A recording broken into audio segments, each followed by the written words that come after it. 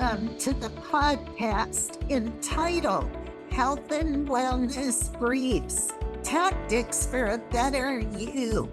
I'm Dr. Bernadette Melnyk, Vice President for Health Prevention and Chief Wellness Officer for The Ohio State University. This podcast series is brought to you by my CWO office and wonderful Buckeye Wellness team in order to provide you with evidence-based micro-learning modules to optimize your health and well-being. Our podcasts start by taking a dose of vitamin G. Given that vitamin G, or gratitude, is one of the simplest research-based strategies to improve mood, sleep, and optimism, and reduce stress and blood pressure, please take a few seconds now to think about who or what you're grateful for today. Give a dose of vitamin G to someone today for even more benefit. Well, I am so blessed to have with me as my guest today, Tracy Stuck, who is Director of Community Partnerships and Innovation for our Office of Student Life at our university. I have known and collaborated with Tracy for many years, and I will tell you, our topic today, kindness as a key strategy to enhance happiness. Tracy herself emulates kindness and vitamin G. So, Tracy, it's fabulous to be with me today. Oh, thanks, Bern, so much for having me. I feel grateful to be able to talk with you today. I'm going to start with my first question. How does practicing kindness impact our mental and emotional well-being? And if you could talk about the scientific evidence that supports the link between kindness and happiness, that would be great. Sure.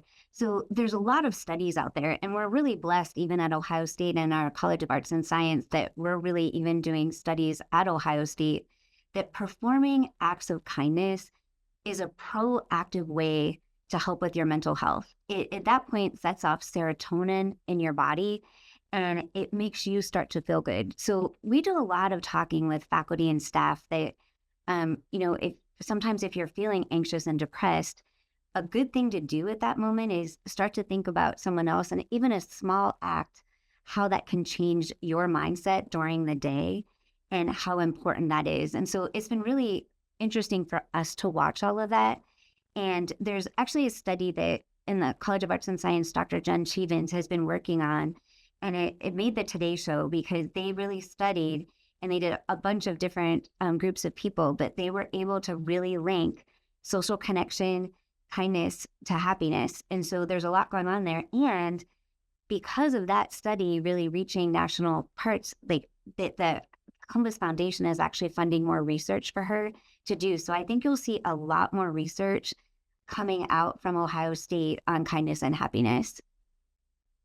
That's great. Tracy, I often tell our population here that it takes 30 to 66 days to make or break a new habit. And I just want to charge our listeners today to take your advice to practice not only gratitude, giving and taking a dose of vitamin G daily, but trying one act of kindness a day for the next 30 to 66 days Mhm. and see what a difference it makes in your mood and in your optimism. Because personally, I try and do this and it really works. So, in what ways does practicing kindness affect our relationships and social connections? And then, how does that influence our level of happiness? Yeah. I think the interesting piece about like there's kind of two parts to this. Like one, you can do the random act of kindness and we can all think of moments that someone's held a door for you or someone has, bought your coffee at Starbucks or whatever, like those moments happen. And sometimes I tell everyone that when you're walking down the street, you never know what someone else is dealing with.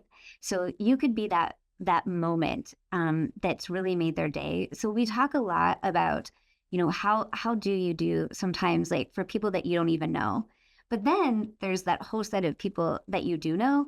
Do you know what I mean? That sometimes like just writing a note, dropping a cookie off to someone, picking up the phone. We tell a lot of people, even just the part of texting someone. I know every morning I try to think of someone that really helped me the day before, and I try to just do a quick text in the morning for gratefulness and to thank someone. So for me, like there's a lot of those pieces in there, but every single time I do it, like whether it's a random act or whether it's someone that I know, you feel that euphoria.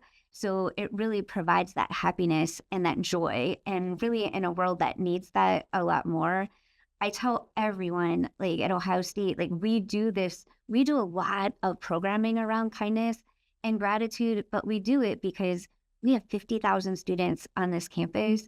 And we know if they can learn one thing while they're here and they can spread that throughout wherever they go in the world, that Ohio State has the impact of making a difference in the world and that we can make it a lot kinder place.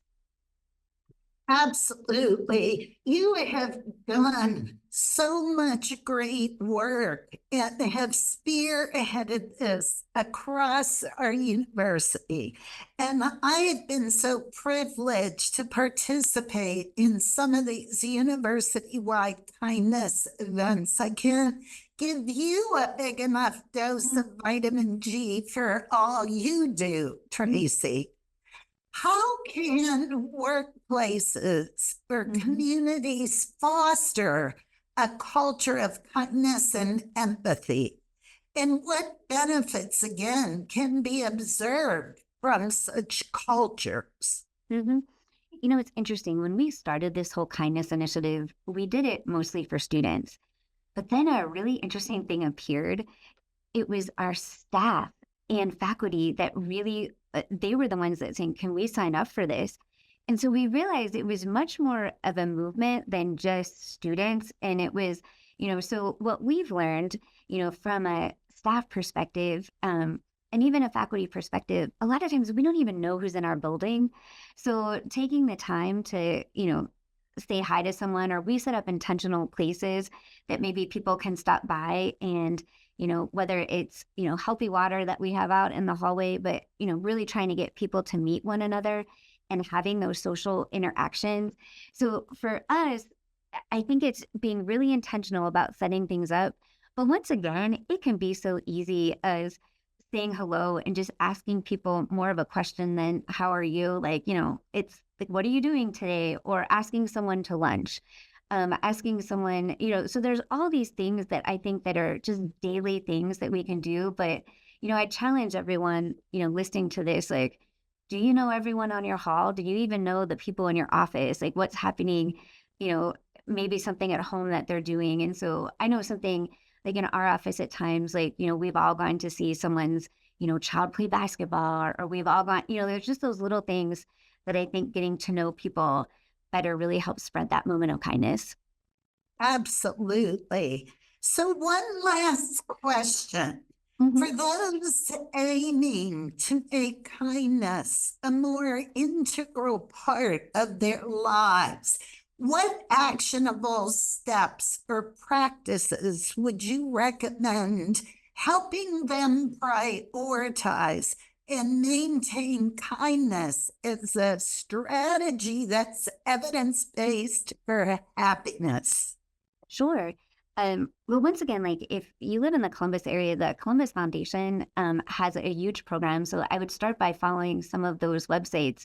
But even at Ohio State, we have a kindness website that you can join. You can join a listserv that we will send you all the activities that are going on all the time that will help you practice some of those. And even if you're not in the Columbus area, you can join because some of those are online that we're doing.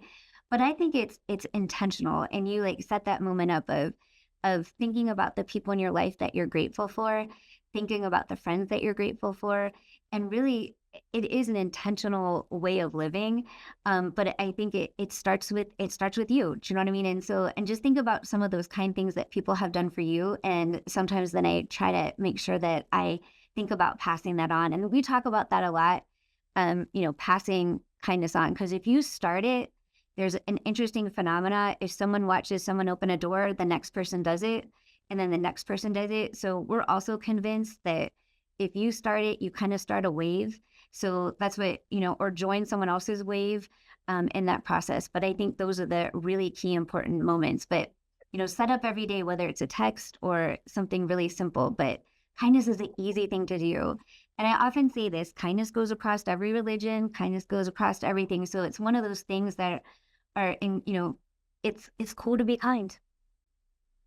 Absolutely. And again, it's evidence-based on the benefits that we experience with daily doses of kindness, as well as daily doses of vitamin G. Tracy, thank you for all you do to spread kindness and happiness at Ohio State. Oh, thanks, Thank you. Yeah, I'll Thank be sending you a kudos off the kindness website. Outstanding. Thank you all for listening to Health and Wellness Briefs. Tune in to my other CWO podcasts in this series to learn more evidence-based tips for a healthier, happier, and better you.